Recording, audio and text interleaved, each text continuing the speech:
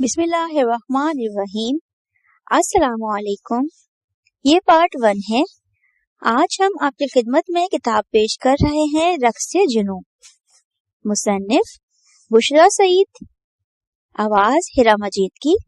یہ کتاب آپ کی خدمت میں بک شیئر پاکستان آڈیو لائبریری کی جانب سے پیش کی جا رہی ہے۔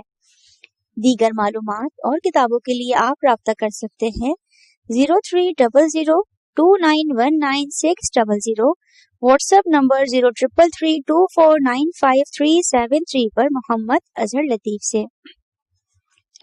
معزز سامعین، یہ کتاب کل 136 صفحات پر مشتمل ہے۔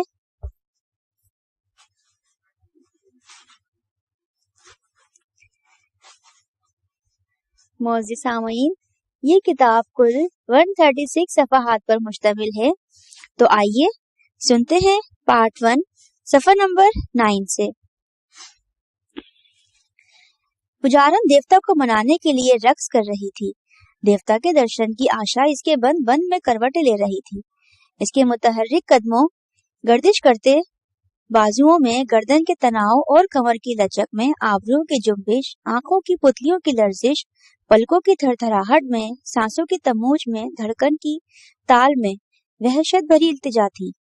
اس کے روم روم میں اضطراب کسی دہکتے ہوئے آتشی سیال کی طرح سر پٹخ رہا تھا۔ اس کا تھرکتا ہوا بدن طلب کی آگ میں جھلس رہا تھا۔ اس کے ناچتے قدموں کے گھنگروؤں کا شور سیلن صدا تاریخ فضا میں پھنکارتا تھا۔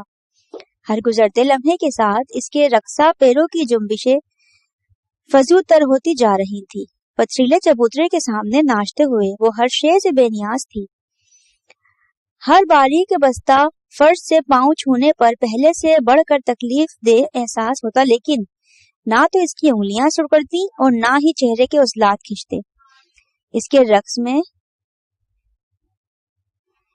رقص میں کسی موز اور پہاڑی چشمے جیسی دیوانگی تھی۔ صنم کدی کی دیواریں یک لحظ دور ہٹتی محسوس ہوتی تو اگلے پل ایک دوجے میں مدغم ہونے لگتی۔ گھومتا اور ڈولتا ہوا معدم سیاہی مائل سرخی میں ملفوم نظر آتا تھا، جیسے اس کی آنکھوں کی رگیں پھٹ گئی ہوں، جیسے ان سے لہو رسنے لگا ہو۔ وہ ناچتی رہی، اس کی سانسیں تن کا ساتھ چھوڑنے لگی، اعصاب گیلی ریت کی طرح بوجھل ہو گئے۔ وہ رقص کرتی رہی۔ اس کے تلووں میں برچیاں کھب رہی تھی، ٹوٹ کر بکھرتے ہوئے گھنگرو اس کے پیروں تلے آتے تو جلد ادھر ادھر جاتے۔ انگلیاں پیروں سے جدا ہوتی جاتی، اس کے پیروں سے خون رسنے لگا، مندر کے فرش پر شگرفی دھبے پھیلنے لگے۔ وہ ناچتی رہی۔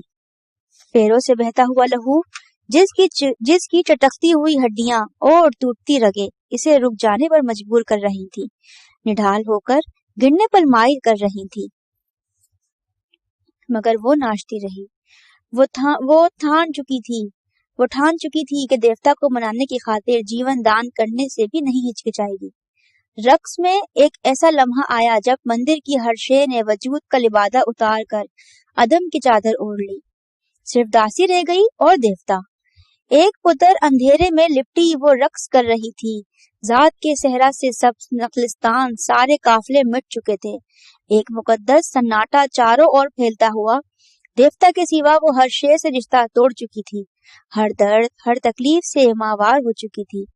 یہ اس کے رقص کا نقطہ عروج تھا، پر ایک مقام پر وہ یہ بھی بھول گئی کہ وہ کس کے لیے ناچ رہی تھی۔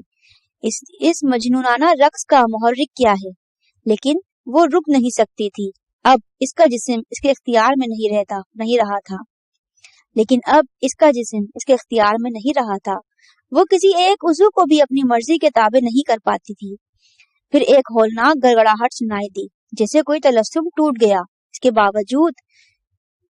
اس کے وجود سے لپٹی نادیدہ زنجیروں کے آہینی بل کھل گئے۔ اس کے ناچتے پاؤں تھم گئے۔ گدگدہ ڈول رہا تھا۔ پتھریلی دیواروں میں دراڑیں بن رہی تھی، چھت جھکی چلی آ رہی تھی۔ خون ٹپکاتی آنکھوں سے اس نے بامشکل دیکھا کہ شانت آسن میں بیٹھے دیوتا نے پہلو بدلا تھا۔ دیوتا درشن دینے آ چکے تھے۔ اس کی तपस्या के कारण बंधन खुल गए थे।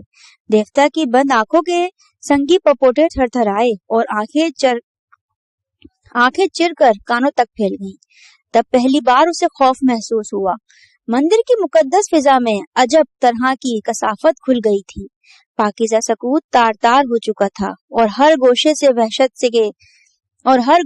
वहशत के सपोले लिए रेंगते हुए इसके कदमों में सरसराने लगे थे।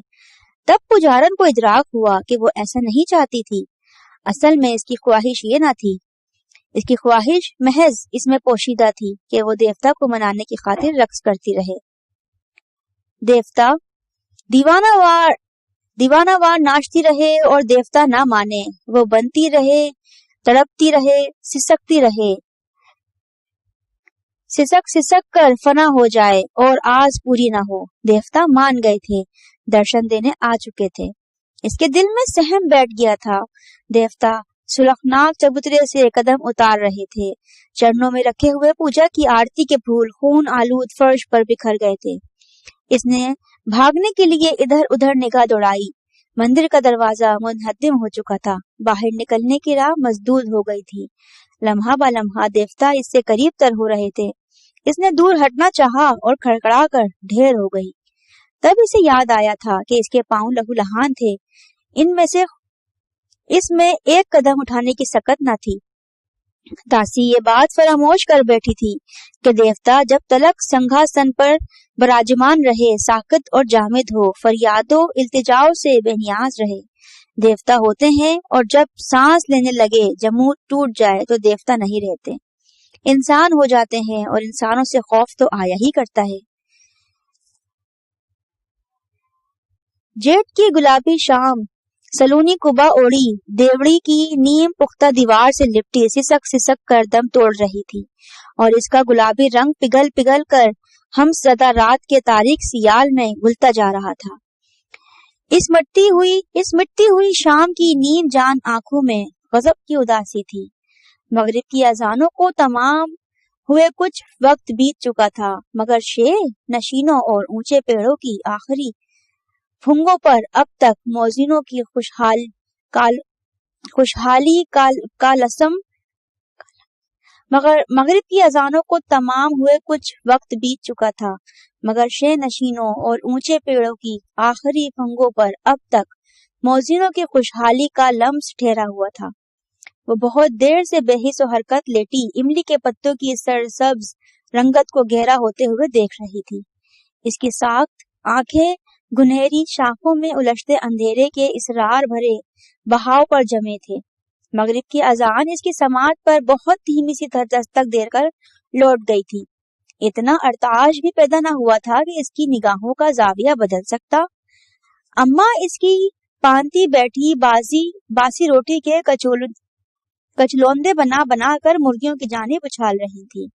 कनीज हेड पंप का अखड़े हुए रोगन वाला खड़खड़ाता हुआ हैंडल दोनों हाथों में थामे इसे एक झटके से फिजा में उछालने के बाद जिस्म के पूरे जोर से नीचे की जानिब दबा देती। पीतल की झुंझुरी के पैंदे से टकराती पानी की धार की घरघर, नलके के हत्थे की खूह और खचलोंदों पर छुपती मुर्गियों की कट की आवाजें इसके चारों ओर हल्को लेती कुछ बावर कराने की कोशिशों में सर पटक रही थी। मगर कोई ऐसा खौल इसके गिर्द था जो किसी भी आवाज को इसकी असल शुदा के साथ इस तक पहुंचने से रोक रहा था। नी ईशु उठ नमाज पढ़ ले। अम्मा की आवाज से गैर मरई खौल में दरारें बढ़ गईं। सारी आवाजें बेकरार होकर इसकी समात की तरफ भागी। ईशु उठ नमाज पढ़ ले। बूढ़े नलके के चीखते हुए सीने से हाँफती खांसती आवाज ने इल्तिजा की। नमाज पढ़ ले, उठ जा नी। मुर्गियों ने रोटी के टुकड़ों से मुंह फेर लिया और एक आहंग होकर इसे पुकारने लगी। उठ जा नमाज पढ़ ले। पानी की धार कान की लू से चिमट कर नाक की तरह फुनकारने लगी। नमाज पढ़ ले, उठ जा नमाज पढ़ ले, नमाज पढ़ ले, नमाज। इमली की शाखें सरसराती हुई आवाजें चिल्लाने लगी। रैन बसेरा करने वाली चुड़िया शोर मचाने लगी। इसने करवट बदलकर एक नजर अम्मा को देखा, मगर उठकर ना बैठी। उठ जा मेरी दी, वेला वक्त तंग पड़ता जा रहा है। भांगो को तू बड़ा टाइम हो गया, शाम की नमाज का वक्त तो वैसे भी थोड़ा होता है। वो खामोश रही और कच्चे फर्श को उंगली से कुरेदने लगी।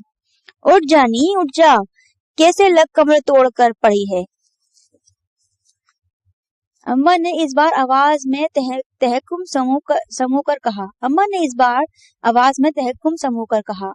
वो आहिस्ते से उठी और पाँव स्लीपर में घुसेड़कर ढीले कदमों से चलती नलके के पास चली गई। कनीज ने झांझरी उठाकर करीब खड़ी अजमत के सर पे टकाई, जिसे इसने एक हाथ से थाम लिया था। जाते हुए मिस्त्री असगर के घर पैगाम देती जाना, आके हमारा नलका ठीक कर जाए। अल्लाह जाने क्या नुक्स पड़ गया है, कभी कभी तो बिल्कुल गारा आने लगता है। नरी मट्टी, अबे को 4 दफा याद कराया पर अब्बे को कुछ याद है तब ना। अब्बे को 4 दफा याद कराया पर अब्बे को कुछ याद रहे तब ना। अजमत सलाम करके पलट गई तो वो आयशा की जानिब मुतवज्जा हुई, जो एक हाथ नलके के हत्थे पर रखे चुपचाप खड़ी थी। चल आगे हो, वजू करना है कि नहीं। वो चौकी घसीट कर बैठ गई तो कनीज बंधना और साबुन की टिकिया इसके करीब रखकर नलका चलाने लगी। कनीज सबसे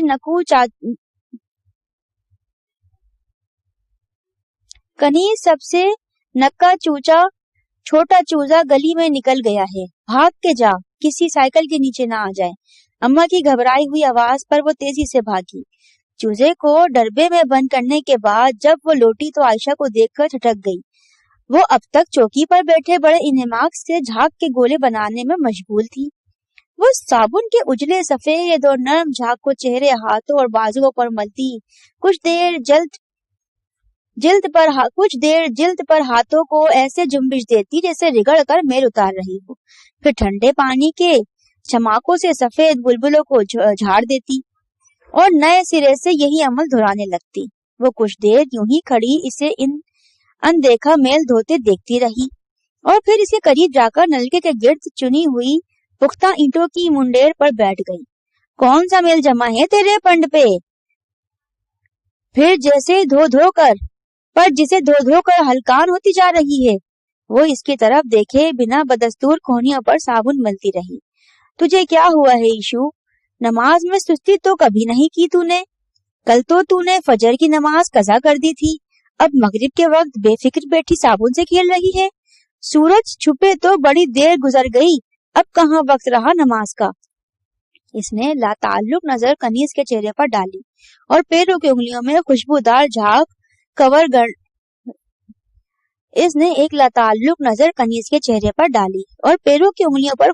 झाग को रिगड़ने लगी। तो बोलती क्यों नहीं? गैम्बर से आकर इतनी गुमसुम हो गई है। खुदा जाने तुझे क्या होता जा रहा है। ना बोलती है, ना हंसती है, ना कहीं जाती है, कहीं बाहर भी नहीं जाती। अस्मा कितनी बार आ चुकी है बुलाने के लिए।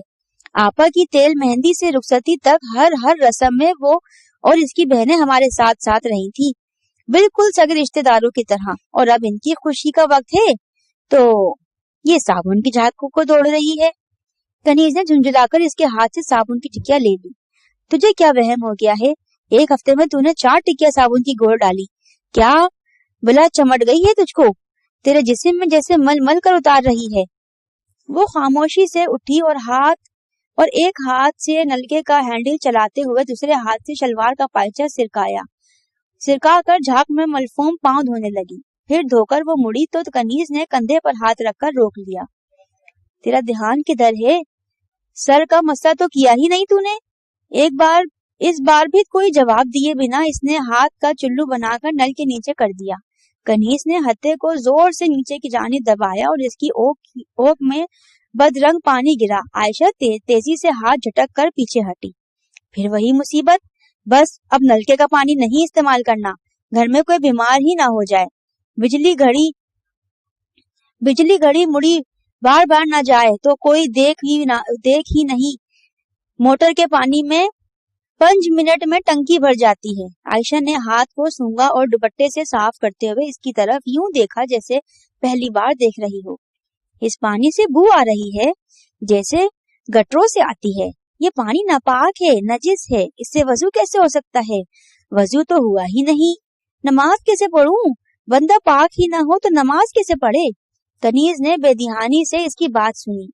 वो इस नीले से निशान को बाहर देख रही थी जो दुपट्टा सिलकने पर इसे आयशा की हंसली की हड्डी पर नजर आया था। इसने हाथ बढ़ाकर दुपट्टा हटाना चाहा तो आयशा ने यकदम इसका हाथ झटक दिया। शायद वो इसकी नजरों का जाविया जान गई थी। नील कैसे पड़ा तेरी गर्दन पर? इसने मुताज्जिब होकर पूछा। आयशा के चेहरे पर एक रंग आकर गुजर गया। हंसी फंसी आवाज में बामुश्किल बोली, गिर गई थी। कैसे गिर गई थी? मुझे नमाज पढ़नी है। इसने दुपट्टे को सर और गर्दन के गिर्द सख्ती से लपेटा और कनीज को हैरान छोड़कर कच्ची सीढ़ियों की तरफ बढ़ गई। बरसाती में अंधेरा था। इसने टटोलकर ड्यूट चरागदान पर से माचिस की डिबिया ढूंढी और आधी जली मोमबत्ती रोशन की। मोमबत्ती की जर्द रोशनी में चार पाई पर से तय की हुई जायनमाज उठाकर फर्श पर बिछाई और किबला रू खड़ी हो गई। तकबीर के लिए हाथ उठाए लेकिन कंधों तक ले जाने से कबल ही ढीले छोड़ दिए। जायनमाज को दोबारा तय करके चरपाई पर रखा और ड्यूट में जलती हुई मोमबत्ती फूंक मारकर बुझा दी। कुछ देर वो यूं ही बरसात की इकलौती खिड़की के सामने खड़ी रही। दरो दीवार पर हफ्स पंजे गाड़े बैठा था। इमली की शाखें बिल्कुल साफ थी। चुड़िया भी खामोश हो चुकी थी। सुरमई आसमान पर इक्का दुक्का तारे दिखाई दे रहे थे, मगर वो बुझे बुझे से लग रहे थे, जैसे बर्फ के बेजान टुकड़े हों। रोशनी से आरी और सर्द वो झुलसे हुए फर्श पर बैठ गई और सर की पुष्ट दीवार के साथ टिकाकर धीरे धीरे बड़बड़ाने लगी। मैं क्या करूं? कैसे नमाज पढ़ूं? कैसे तेरे सामने हाजिरी दूं? जब तू ही ना चाहे, जब तेरी ही रजा ना हो तो मेरी क्या मजाल? मैं तो तेरी पुकार पर भागी चली आती थी। तूने खुद ही रास्ता रोक दिया तो मैं क्या कर सकती हूँ? मेरा दिल किस कदर जरखेज था। कैसी कैसी दुआएं फूटती थी। अब पता नहीं। इसकी आवाज भर्रा गई। गले में बेशुमार आंसू आन पड़े। पता नहीं क्या हुआ है, मुझसे क्या खता हुई, तेरी मर्जी तो जाने। मैं तो सारी जिंदगी तेरे हुक्म के मुताबिक चलने की कोशिश करती रही। अब कौन सा कदम गलत पड़ गया, मुझे कुछ खबर नहीं। मैं इस गंदे जिस्म के साथ तेरे सामने कैसे आऊं? ये गलीज हाथ उठाकर कैसे कुछ मांगू? मुझे तो दुआ मांगने का ढंग ही भूल गया है। इसके रुखसारों पर मुसलसल पर हद्दत कतरे फिसल रहे थे। पर मांगना भी तो कुछ नहीं। अब क्या मांगू? मांगने के लिए कुछ भी तो नहीं रहा। इसने दुपट्टा सिरकाकर हंसली की हड्डी को आस्तिकी से छुआ। दर्द की एक लहर ने इसे कर्राने पर मजबूर कर दिया। आपको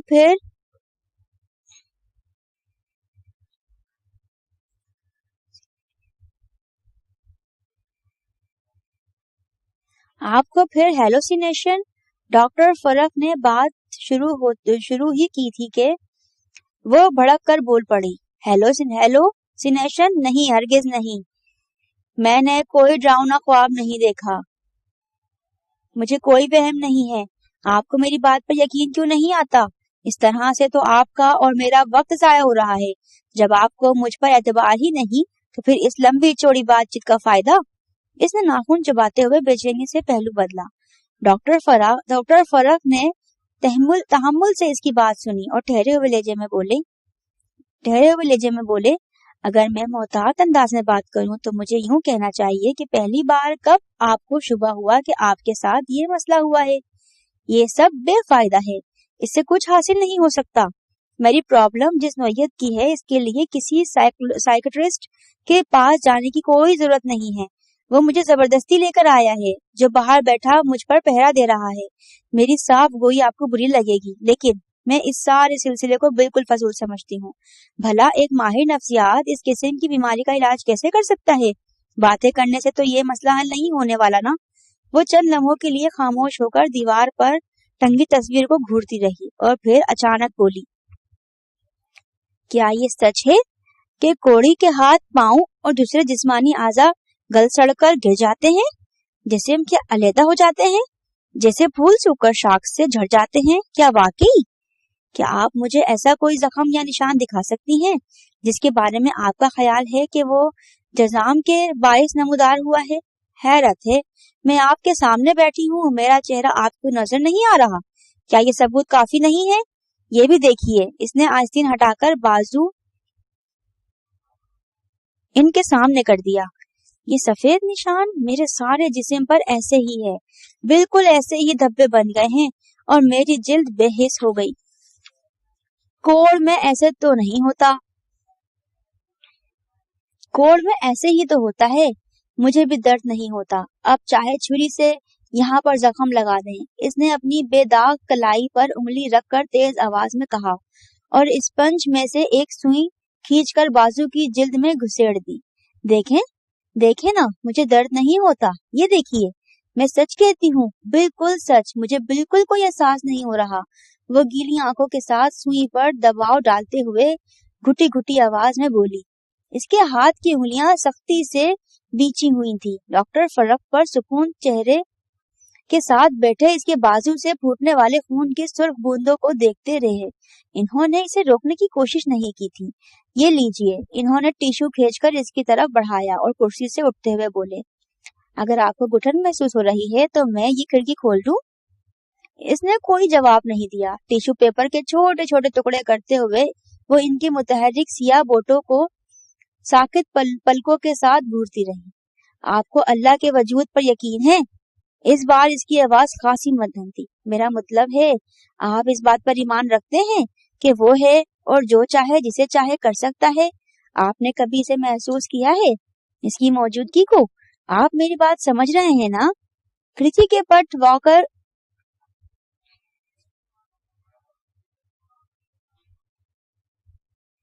खिड़की के पट वा करके वो दोबारा रिवॉल्विंग चेयर पर आ बैठे और इसकी तरफ देखकर एक तवील सांस भरी। पहले बहुत दफा, शायद हर रोज, मैं रात को बिस्तर में जाने से पहले अपने अगले दिन की बेहतरी और आसानी के लिए दुआ मांगता रहता हूँ, और किसी एक रोज भी मेरे दिल में ये शक पैदा नहीं होता कि मेरी बात नहीं सुनी जा रही। मुझे लगता है कि जैसे वो बहुत करीब हो और बड़े इन्हमाक से मेरी बात सुन रहा हो। आप झूठ बोलते हैं? इसने तंद लहजे में इसकी बात काट दी। मुझे किसी वाज की तरह मत समझाइए। मैं किसी आम इंसान की बात सुनना चाहती हूँ। मैं जानती हूँ आप इस पर यकीन नहीं रखते। अगर आपको इस पर ईमान होता तो आप इतने शानदार दफ्तर में कीमती सामान के अंबार में घर घिरे ना बैठे हुए थे। अगर आपको इस पर परसिश का खौफ होता तो आप में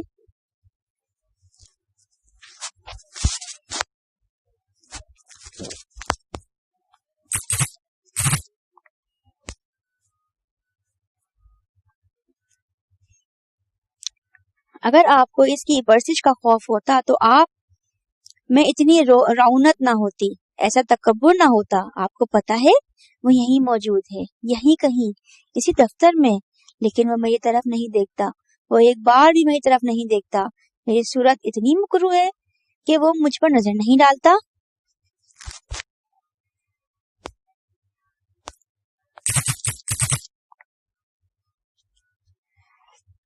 वो एक बार भी मेरी तरफ नहीं देखता, मेरी सूरत नहीं देखता। मेरी सूरत इतनी मुकरू है कि वो मुझ पर नजर नहीं डालता। जो अल्लाह को छोड़कर अपनी ख्वाहिश की इबादत करते हैं, इन सब की शक्लें मेरी जैसी हो जाती हैं। बहुत से कोड़ी फिर रहे हैं गलियों में, सड़कों पर, बड़े बड़े प्लाजों में, बंगलों में। सबका कोड़ नजर नहीं आता। किसने खूबसूरत चेहरे में छुपा रखा है, किसी ने दौलत के ढेर में, किसी ने मर्तबे का पर्दा टान रखा है। कोई, मुझे लगता है आप मेरी बात सुनना ही नहीं चाहते। आपके चेहरे पर बेजारी है। आप मेरी बात सुनना ही नहीं चाहते। आपके चेहरे पर बेजारी है। वो मुट्ठी में बिछे हुए टिश्यू पेपर के टुकड़े मेज की सतह पर फेंक कर चिल्लाई।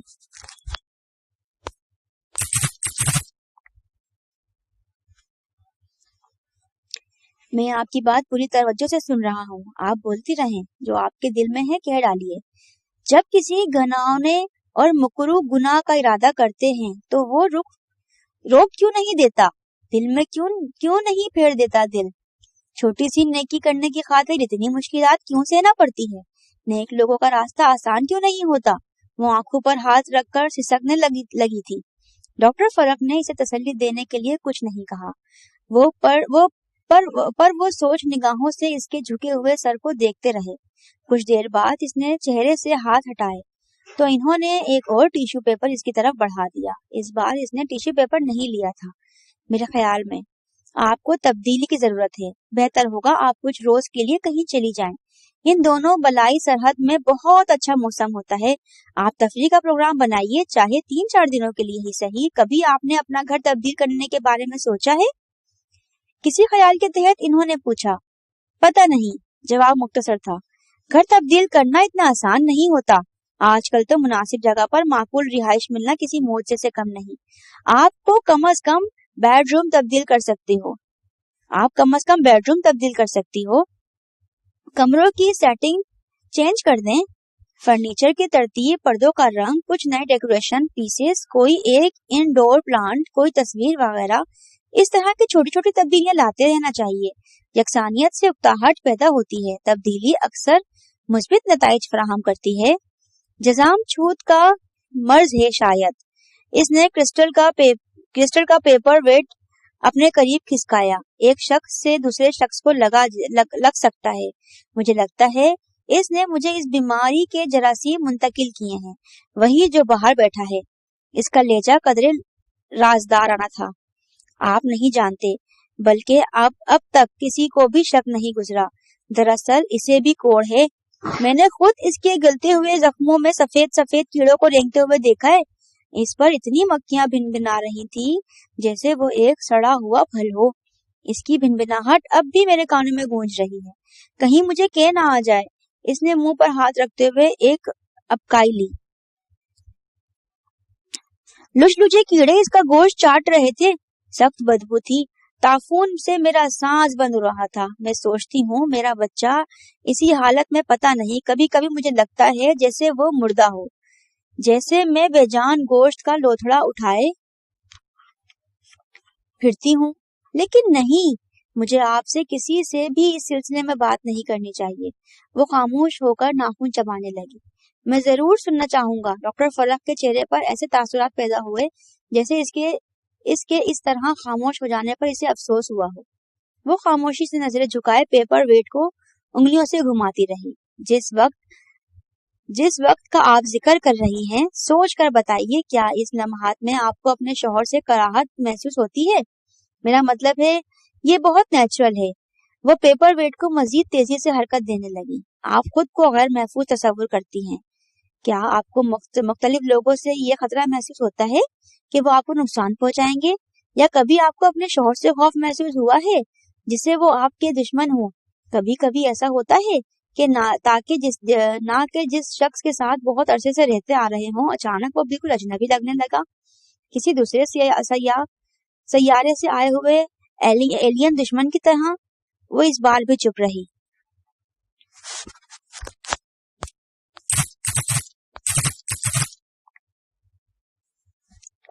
آپ ایجوکیٹڈ ہیں، سمجھدار ہیں، دلیل کی زبان سمجھ سکتی ہیں۔ ابھی آپ نے تذکرہ کیا ہے کہ آپ نے اپنے شوہر پر مکھیوں کے بنبناتے ہوئے دیکھا۔ اس وقت آپ کے شوہر بیڈ روم میں تھے؟ اس نے آہستگی سے سر ہلایا۔ وہ یقیناً رات کا وقت ہوگا۔ آپ کے بیڈ روم میں ایئر کنڈیشنر تو ہوگا۔ وہ ساکت بیٹھی رہی۔ اس کے ہونٹ یوں آپس میں پیوست تھے جیسے وہ ہمیشہ چپ رہنے کا تہیہ کر چکی ہو۔ کیا آپ کسی طرح مجھے یہ بات سمجھا سکتی ہیں کہ آپ کے ایئر کنڈیشن بند کھڑکیوں والے بیڈ روم میں مکھیاں کیسے آ گئیں؟ آپ مسلسل یہی کوشش کر رہے ہیں کہ مجھے جھٹلا سکیں۔ اس نے جھٹکے سے سر اٹھا کر ان کے چہرے پر نظر جما دی۔ میری سمجھ میں نہیں آتا آپ کیسے معالج ہیں۔ میرا مسئلہ سمجھنے اور میری رہنمائی کرنے کے بجائے آپ منطق اور دلیل کی بحث میں الجھ رہے ہیں۔ مجھے جو کچھ نظر آتا ہے میں وہی کہتی ہوں۔ ہم اسے ہی تو سچ کہتے ہیں جو ہماری آنکھیں دیکھتی ہیں۔ جو آنکھوں دیکھا سچ ہوتا ہے تو میری بات جھوٹ کیسے ہو گئی؟ وہ چیخ کر بولتے ہوئے کرسی سے اٹھ گئی۔ میں نے یہاں آ کر صرف اور صرف اپنا وقت برباد کیا ہے۔ وہ نشست کے ہتھے سے لٹکا شولڈر بیگ پکڑنے کے لیے جھکی تو اس کا ہاتھ لگنے سے پیپر ویٹ लुढ़क कर कालीन पर गिर गया। इसके पेपर वेट उठाना चाहा मगर डॉक्टर फलक ने टोक दिया, कोई बात नहीं, अभी मेरा वक्त खत्म नहीं हुआ, आप मुनासिब समझे तो प्लीज बैठ जाइए। इनके लहजे का तहम्मुल और धीमापन अब भी बरकरार था। इस शीशे के गोले को आपने कालीन पर गिरते देखा है? आपने देखा है ना? अगर ये सच है तो जो मैं कहती हूँ वो अभी झूठ नहीं। वो झूठ कैसे हो सकता है? मैं आपसे कहूँ कि पेपर वेट नहीं गिरा, आपके सामने टेबल पर रखा हुआ है, आपको वहम हुआ है, तो आप मान जाएंगे? आप कैसे मान सकते हैं कि ये सच नहीं वहम है? कैसे मान लेंगे? वो तेज कदमों से दरवाजा पार कर गई।